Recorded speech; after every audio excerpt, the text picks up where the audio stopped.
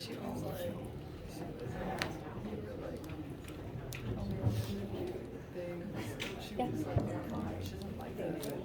Morning, everybody. How y'all doing? Good, how are you? Very sleepy. Please only. Weekend was not long enough. Yeah, never is. is it All not right. true? No. A couple things before we get started. One, we're back to normal lab schedule starting this week for the foreseeable future. Yes, this week will be marble cans. So pay attention in class today because the two-dimensional projectile motion math we're learning today is what we're doing in lab. So pay attention today and make sure you bring your notes when you come to lab this week. Additionally, official announcement. This class's lab room is 119, which is actually what your course registration said. There was some confusion on my part at the start of the semester as to which room was going to be the lab for this class. It didn't help that 119 wasn't set up yet. But 119 is set up with the tables we need. It is now our lab room for the semester. It is not the last room on the right if you're walking from this room. It is instead a different room about halfway down on the left. So that is where I will be for labs. That is where you should go as well. Today we'll be talking about two-dimensional motion, specifically as it applies to projectiles. Why do I need to try that? Which will be the end of what is technically designated as Chapter 1 material. Now, the way that we'll go through the material in this class, we usually cover about a chapter a week, and I'll do my best. I will tell you when we're done learning one chapter and when we start learning another one. So, as we're drawing Chapter 1 stuff to a close, that should then be your cue to go into the chapter and try to finish it up to the best of your ability. That does not mean you have to have it finished by the next class, because we're not just going to begin Chapter 2 suddenly. Wednesday will be about closing up Chapter 1, answering questions, making sure that you guys have any concerns from the homework or the chapter addressed before we move on. So today we're going to cover the projectile motion stuff that you need for the last few Chapter 1 questions, because I always encourage you to start looking at a homework when the chapter starts. Obviously, you wouldn't be able to finish it until we finish learning the stuff. So with the information today, you should be able to finish up the last few examples, but we also have Wednesday to talk about any questions you guys have from the assignment or just from the chapter. So I do encourage you to be working on the Chapter 1 homework over the next couple of days. And if you have any questions or concerns from it, we will discuss them on Wednesday. Namely, I know for a fact number 5 involves the stuff we're talking about today. I don't remember the others off the top of my head. But if you've been struggling on 5, for example, good news. Today is going to teach you how to do it. And also lab this week. All that said, how do you guys feel right now? And do you have any other questions for right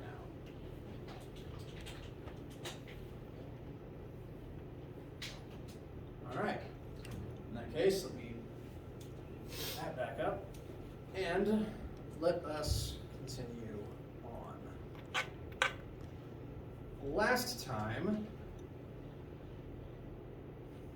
well, we've been discussing how we're going to be using these formulas to calculate motion for the entirety of the class. We've done so one-dimensionally now, and we've even started talking about how gravity and falling is utilized in these formulas. To review those concepts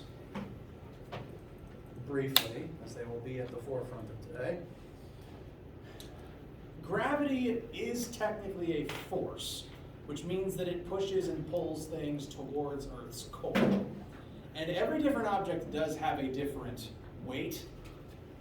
Different forces of gravity act on different things depending on their mass. Like you can pick up an egg and a bowling ball, and you can tell they weigh different amounts. But the interesting thing about gravity is different weights still accelerate towards the ground at the same rate. The way the math works is they all have the same acceleration, and different forces act on different masses to create the same acceleration. So you can do the experiment where you drop the bowling ball and the egg at the same time, and they still race to the ground at the same rate, at the same acceleration, regardless of mass.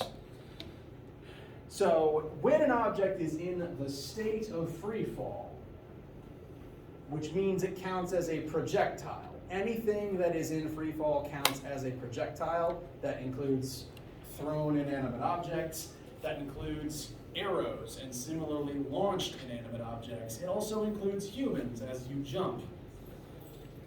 Any of those cases, an object is, an entity is in free fall, and this is its acceleration. Negative 9.8 meters per second squared towards Earth's core. The negative means what? Down. Down. Very good. That's all the negative means.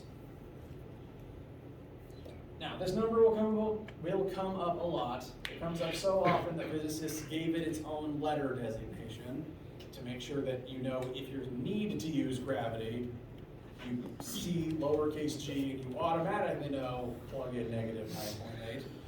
So lowercase g, if you see it in a formula, stands for the acceleration of gravity, which on Earth is negative 9.8 meters per second squared.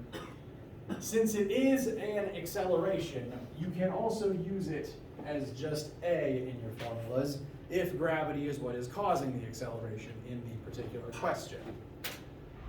I have specifically labeled it here as a y, because at this point we need to start distinguishing what axis our variables are pointing in, because we're going to now begin doing two-dimensional math.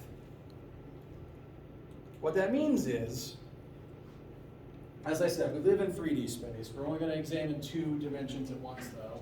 Oh, I erased it.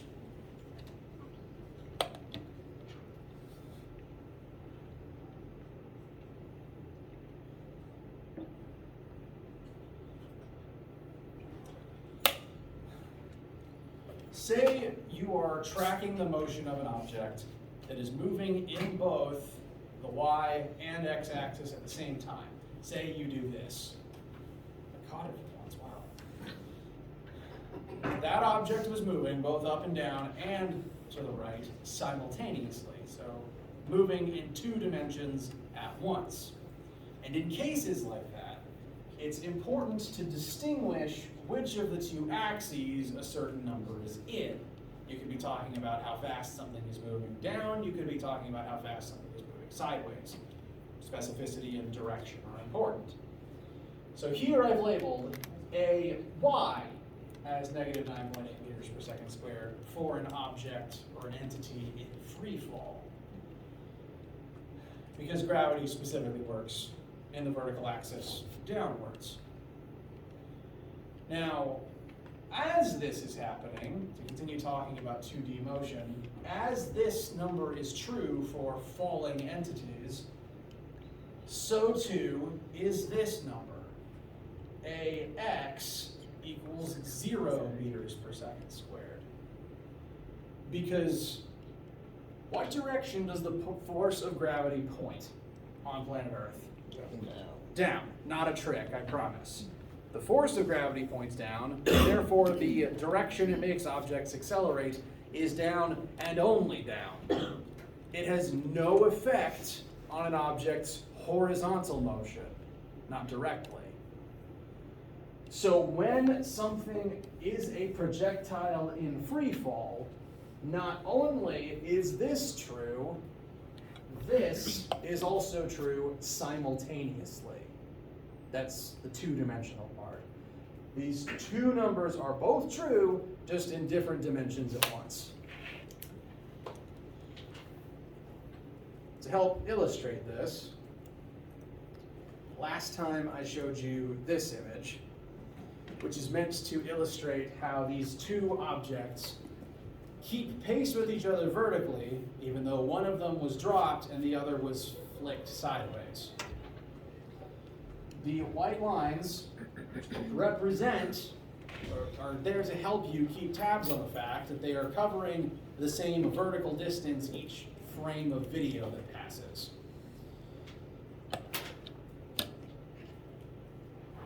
And And notice that each individual frame, they start very close together because initially they're moving very slowly. And as you tick forwards in the video, they get further and further apart each frame, which indicates that they are both getting faster in the vertical axis.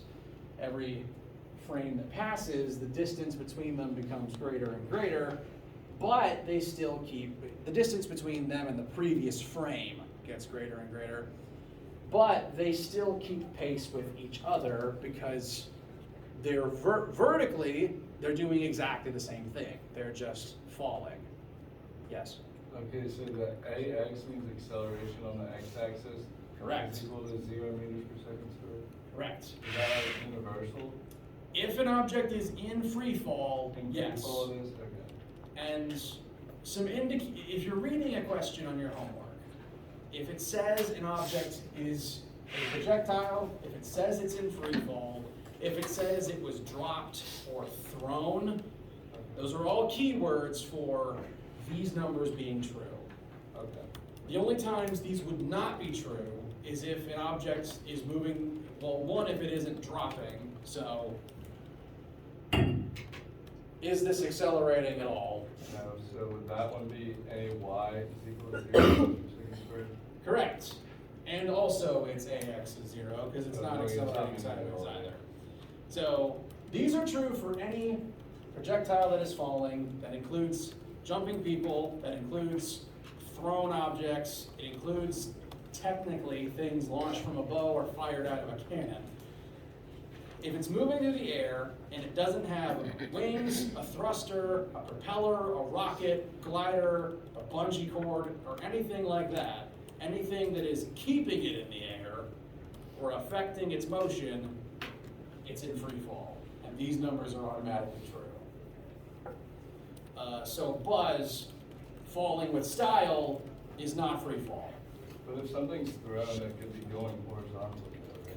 It can be moving horizontally, But like not this yellow accelerating. object, but it's not accelerating horizontally. Notice, even as both the red and yellow object get further and further away from the previous frame, the yellow frames are all equidistant from the previous one, which there's no vertical lines to check that, so it's hard to tell. So I added some. Granted, shaky human hand, but does that illustrate the point? The yellow object, horizontally speaking, is covering the same distance each number of seconds because its horizontal speed isn't changing. The fact it's accelerating down does not affect its horizontal motion. And that's universally true, not just for projectile motion. If I'm jumping up and down, does that have any effect on how much I move side to side? No. The X and Y axes happen concurrently, but one does not directly affect the other. And so two-dimensional math is not some weird mixture where you have to, add two axes into one complicated formula. It's do each axis separately. Use the formula twice, once with X, once with Y. It's not exponentially more difficult math, it's just twice the math. Which we will demonstrate. I will show you how that works today. For right now, from this picture, does it at least make sense that the two axes happen at the same time but separately, and that accelerating down does not affect your horizontal motion? Does that feel okay for now? All right. I've got a second picture to help illustrate that real quick.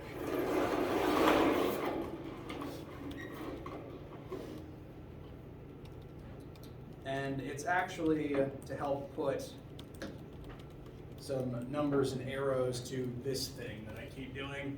Ow. Here, someone has graphed the trajectory of an object thrown very similarly to that motion I keep doing. And each of the arrows on, well, this is also kind of like freeze frame video. Each quadrant is 10 seconds in the future. They've paused it there to examine how fast is it moving in each axis at that moment in time. The very bright red arrow represents its total velocity in whatever net direction it's moving in. This would be the speed that you'd see if it had a speedometer attached to it, because your car will read 80 if you're moving in any direction. It doesn't have to be on an axis line. And these smaller, well, not really smaller, but these faded lines represent the amount of this brighter line that is within each axis. If you've taken any amount of trigonometry, which you don't have to have, I'm just trying to show the comparison, the faded lines would represent the legs of the triangle where the brighter line is the hypotenuse. So the faded lines are the components that make up the brighter line. And they are in respectively the X or Y axis. Again, you don't need to have trig, just making a comparison if you have had it.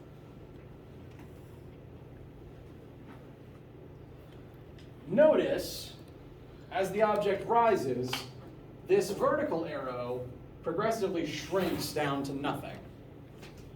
Because initially, it's moving pretty fast upwards. You throw it upwards, it has an initial vertical launch speed. And as it moves upwards, it is accelerating down at the same time, like the math we did with the jumping athlete on Friday. You can have an upward velocity but still accelerate down. It just means you get slower and slower until you hit that apex and you freeze for a second. Your velocity drops to 0, which is why at this point there's no vertical arrow anymore. That vertical velocity has shrunk to 0.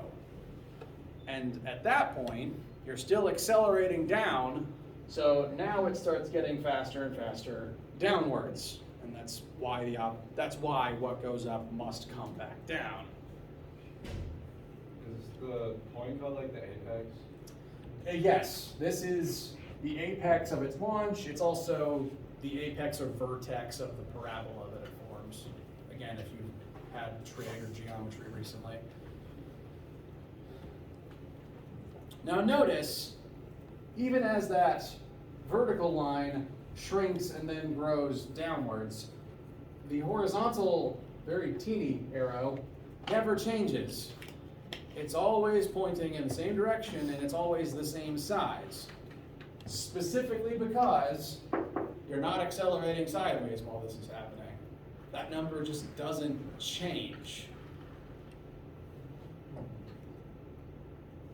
As long as you're a projectile in free fall. So hopefully this also just illustrates that point, which we will now demonstrate in a math sample. Is it all right so far? Okay. Just one sec. Drink lots of water. Take care of your vocal cords.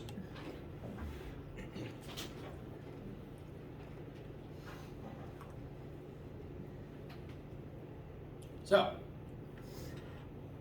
this is going to be our first projectile motion example, and also our first two-dimensional math example, which again is exactly what we're going to be doing in lab this week.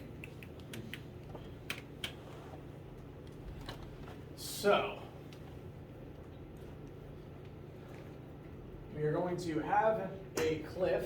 We're standing on top of the cliff. The cliff is 9 meters tall. You know what, I should just read it normally.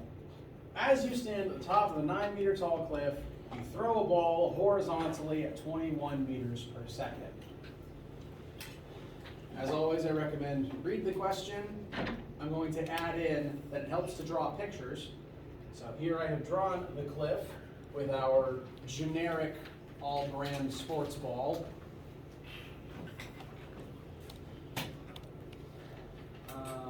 This cliff is 9 meters tall, and the ball I never said what sport it's from, so I gave it baseball, football, and soccer stripes and spots. Is being launched horizontally, which means exclusively x-axis, at 21 meters per second. So this object is being launched just sideways. If this was a cannon, it is only pointing sideways. It is not, as depending on the sport, the athlete is not angling upwards like this. It is just sideways.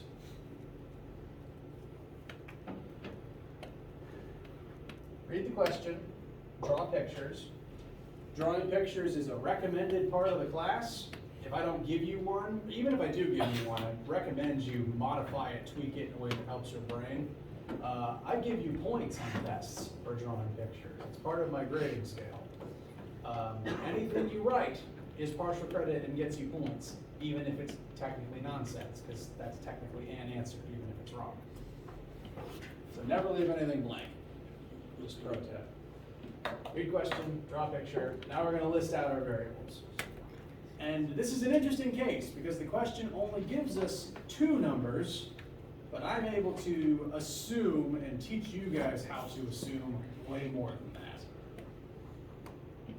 The 2 numbers the question gives us. First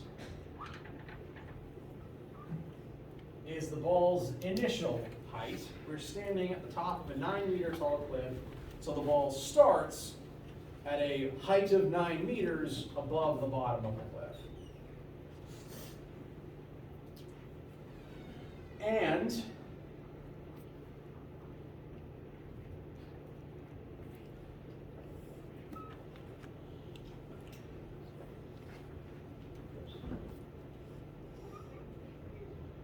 the ball is being launched only sideways at 21 meters per second.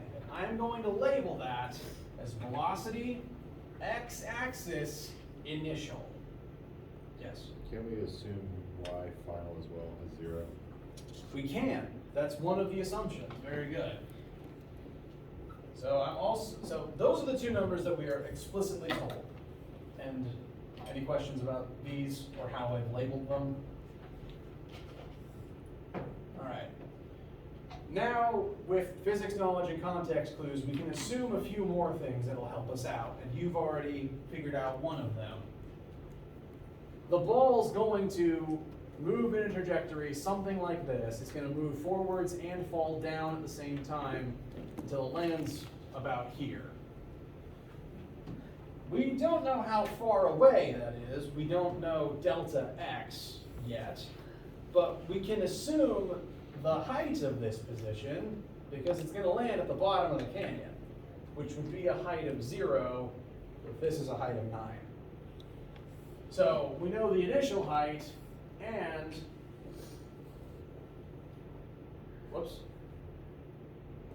we know the final height.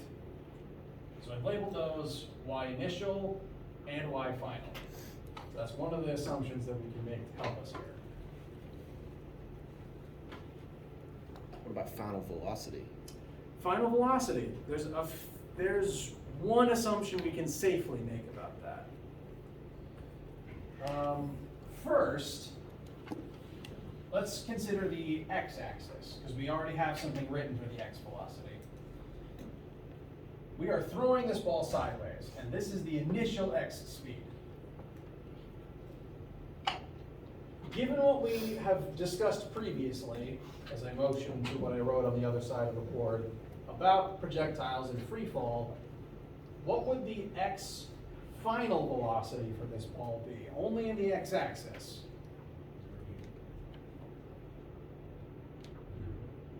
It's not technically 0. I want you to think in terms of the moment before it hits the ground, because once it hits the ground, that's technically a new interaction. Once it hits the ground, there's forces involved. It's not in free fall anymore. The split second before it touches down, what would its horizontal velocity be? And the secret to that is projectiles don't accelerate sideways. 21 meters a second. It would remain 21 meters per second. So this is actually 2 assumptions. First, Vx final would still be 21, and then separately, Ax is 0. The object is not accelerating in the x-axis. We've indicated that 2 different ways now.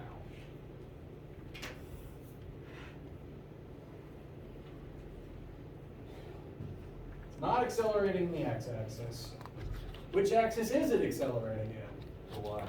Very good. At what rate is it accelerating in y? 9.8 meters a second. Fantastic.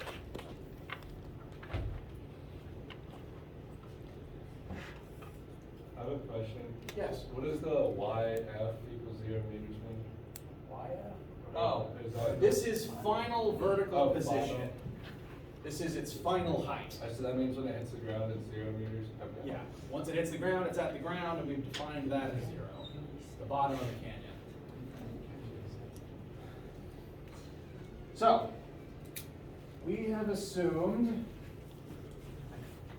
we know initial and final position, we know initial launch velocity, we know the acceleration through the air, both horizontal and vertical. There's actually one more thing that I can help you guys assume to get one more number that will help us. And these are pretty safe assumptions to make for most projectiles. This object is being launched only horizontally. So this 21 meters per second we were informed of is only horizontal. What would its vertical launch velocity be? 0. Launching sideways, as far as gravity is concerned, is identical to dropping from rest. As long as you only launch sideways, as long as you don't angle your throw up or down, the initial vertical speed would be 0, like if you just dropped it from your hand. I'm going to compare again to doing this. Doesn't matter that I flicked it only sideways, they still hit the ground at the same time, because functionally, its starting vertical velocity was 0, even though it had a horizontal velocity. So one more thing I'm going to write. Vy initial is 0. So our list of variables, we've kind of exploded it outwards from 2 to 6, possibly 7.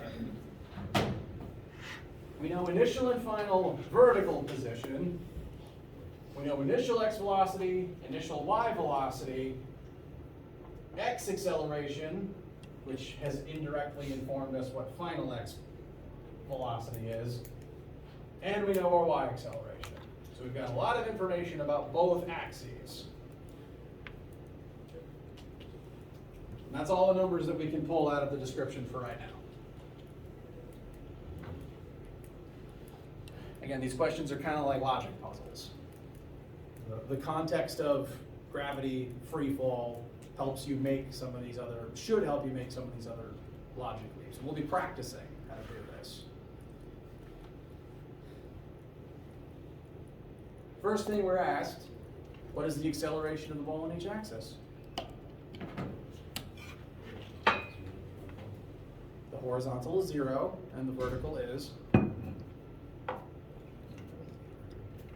The vertical is not 0. The vertical acceleration is? Very good. Yeah, we already answered this one in writing down the acceleration information we know about objects in free fall. So,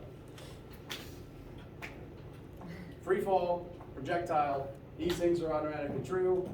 That's the acceleration in each axis. First one done. Second question. How much time will pass before the ball hits the ground? So we've got all these numbers, and the first thing we're going to try to solve for is t.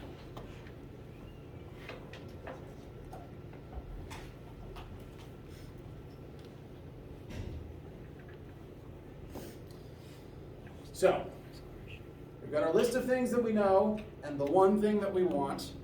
This is then your invitation to look at the formula sheet. And we need to figure out what formula or formulas might be helpful in us figuring out t, the time it will take the object to fall from the cliff to the ground.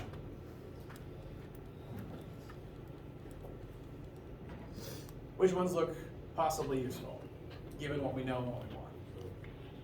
Third one. Third one's going to be pretty common answer.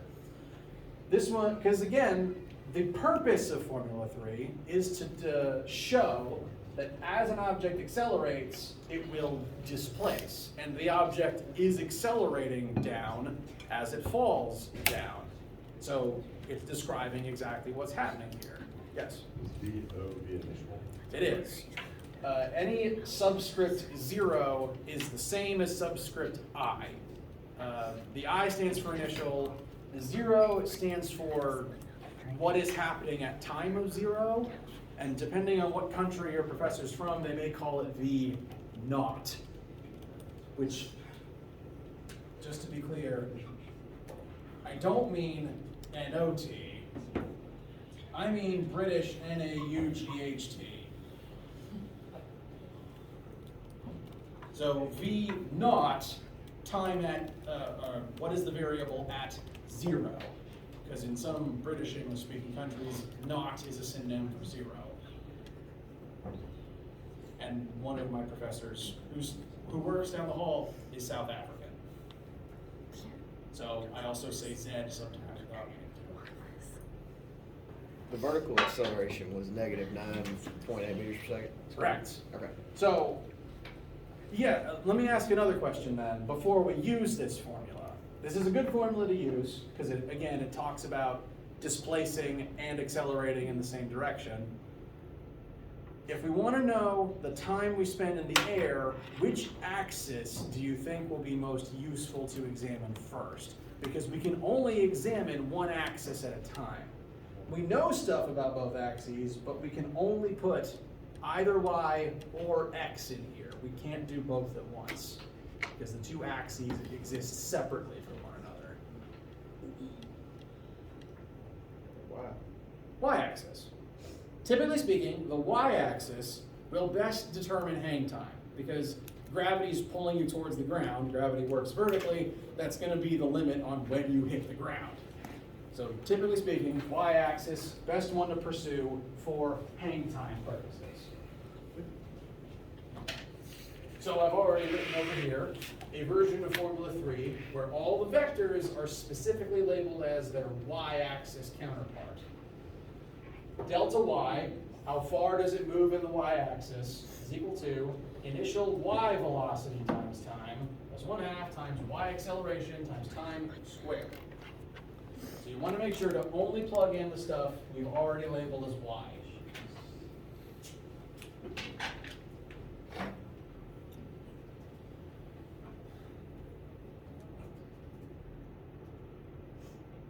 Questions about that before I start filling things in?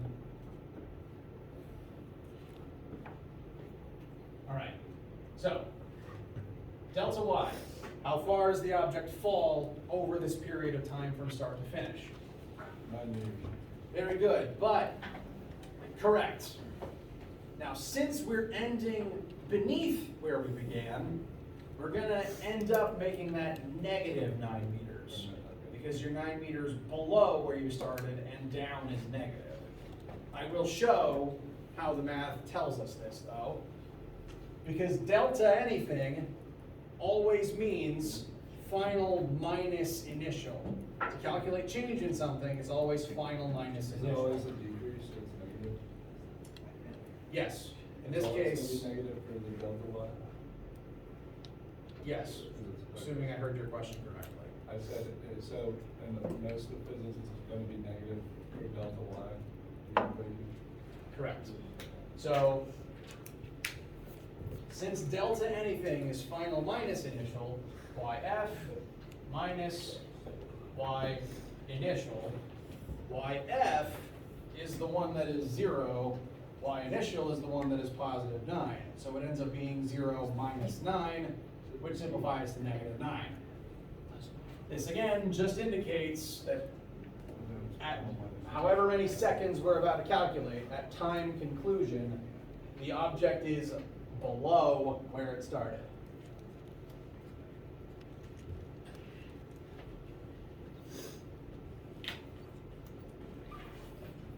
So 0 minus 9.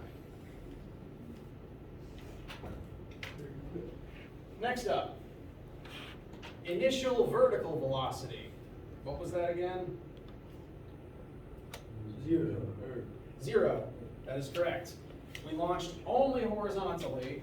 None of that 21 meters per second is being allocated into the y-axis. So the y-axis initial speed is 0, like if we just dropped it. So Vyi, I'm writing a 0 for, and that 0 is being multiplied by t. This will be convenient later. And then 1/2 times our vertical acceleration. I want to make sure to plug gravity in here, and then it still points down. We defined down as negative, and we need to be consistent about that. Times t squared. So time is the only unknown. We are free to solve for it. This should actually look similar to something we've already done, because I believe we did a similar approach when looking at the basketball player's jump in trying to figure out how much time would pass from their apex back down to the ground. Same basic setup, because again, it doesn't really matter what is in the air, person or object, you're going to descend at the same rate. And in an interesting twist, doesn't matter what is falling, again, person, object, etc., as long as you're in free fall, the height is what determines hang time, not the object's mass or anything. As long as you're starting at the same height and your initial vertical speed is 0, the only way to stay in the air longer is start from higher up. To kind of demonstrate that,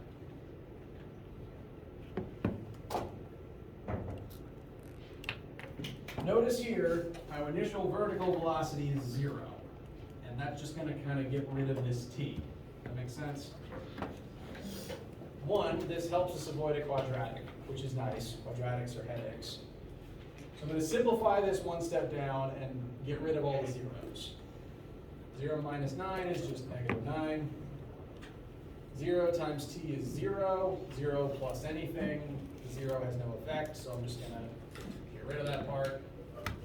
And that just leaves us with 1/2 times -9.8 times t squared.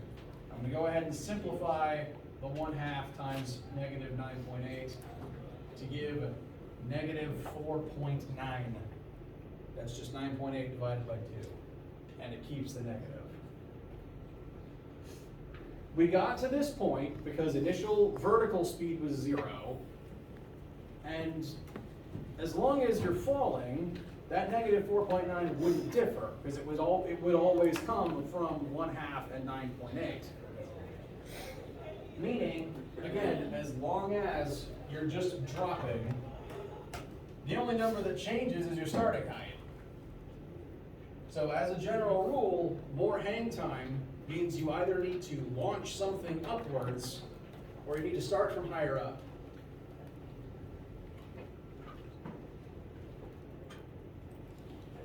That actually finds t, in this case. I recommend dividing by -4.9. That's going to give us -9 over -4.9. Those negatives will conveniently cancel out. That'll be equal to just t squared if we send the 4.9 over.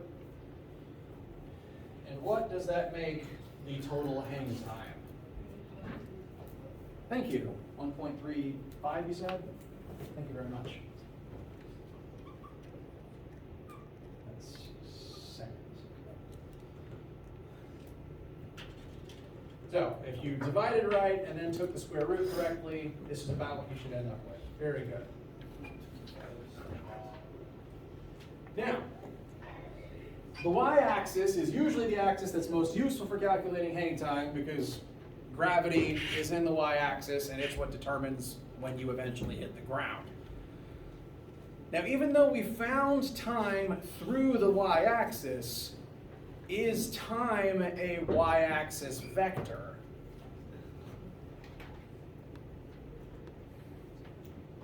It's not. Time's just not a vector. Which means, even though we found time via the y-axis, we can use time in the x-axis. Because time doesn't care. It's vectorless, it's directionless. It doesn't care about the axis. The time it takes to fall vertically to the ground is the same time the ball has to move sideways before it hits the ground. So that t can be used in later x-axis math that we'll do in a minute. Yes? Yeah, I did something wrong. So it was t squared, and then you divided the 4.9. Do you just leave it as t squared, and that's the answer? No, the t squared should be about 1.8. Well, sorry, if you just did this, you'd have 1.8, right? So that's right, because it's t squared is equal to 1. Yes. So I So don't you know have to- what, let me, I don't have to I'll do be more square root. specific. I'll write out more steps. You bring the negative 4.9 over. Negative 9 over 4.9 is equal to t squared. I'm also going to simplify this down and use a little help. It's 1.8 something. What was that other digit? Thank you very much. So that's t squared. So this is seconds squared, which doesn't help us. We need to take the square root. So square root of t squared equals square root of 1.836. And if you put this correctly into your calculator, you should get the 1.35. Okay.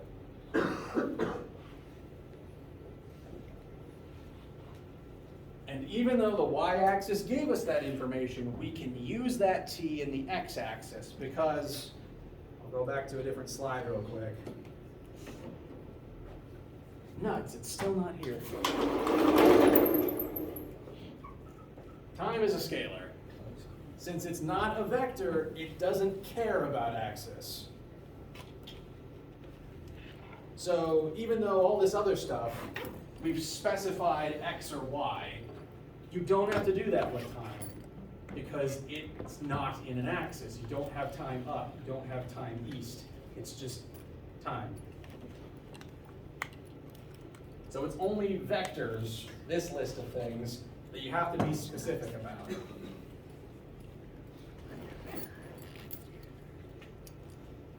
And furthermore, if you look at the formula sheet can help determine this too, because all of the vectors have this little line under them, or sometimes above them, but time never does. Time's not a vector. 1t can be used in any axis. Because the time you spend in the air is the time you can move sideways, also before you hit the ground. So now that we found that t, we can use it to answer the last question.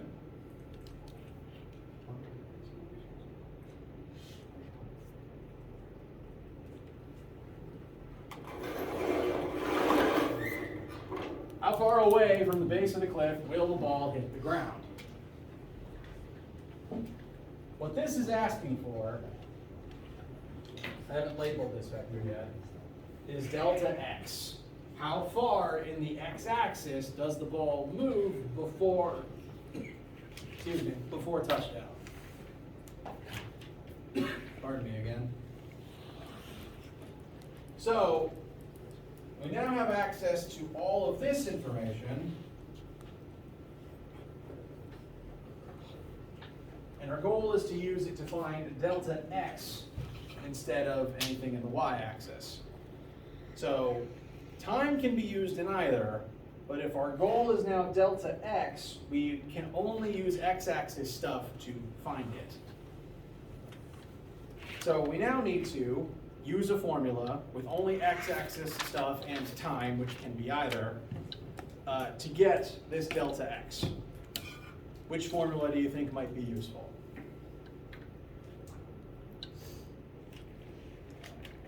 I think I heard someone say it.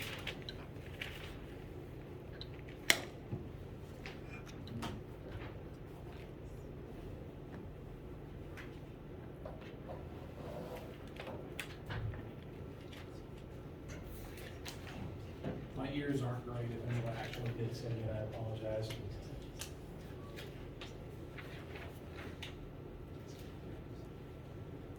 I'm actually going to recommend we use the same one, but we're going to use x-axis stuff instead. So this is still Formula 3 on the equation sheet. It's still displacement while accelerating, but now I'm going to rewrite it with x's instead of y's. So delta x equals velocity x initial times time plus 1/2 ax times t squared. Delta x is what we want, so it's already in the form we need it. You don't have to rearrange anything. It's just delta x equals. So if we start plugging in things we know, our initial x velocity was 21 meters per second. The time we just found is 1.35. And since it's a scalar, it can go in here too. Plus 1/2 times x acceleration. This is an important thing to note. What is the x acceleration of this projectile? 0. 0. It is falling down. Down is vertical, so that 9.8 should never touch your x-axis math, except in specific circumstances where you found something in the y and then brought it into the x. You should never, under normal circumstances, if you're doing x math, write 9.8. There's a few weird cases where that might happen, but that's never the usual thing. You are not falling sideways. So that's a 0. You are falling down, and you happen to be moving sideways at the same time, at a constant speed. Because of that 0, that whole last term's just going to kind of go away, which is convenient. Saves us some math. Which will just leave us with delta x equals 21 times 1.35. Thank you very much. 28, sorry, say again. Thank you very much. Whoops. So if you were trying to pass this ball to a fellow player on whatever sport this is, you'd want them to be standing this far from the cliff to make sure they were in position.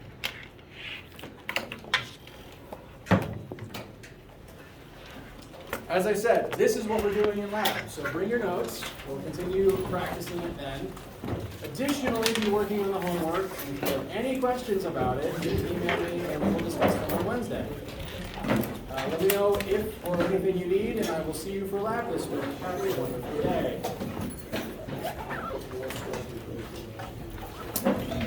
Hey, Brent, you know about the mixed signal? Why would she tell you? There's a better way to do this, I know it.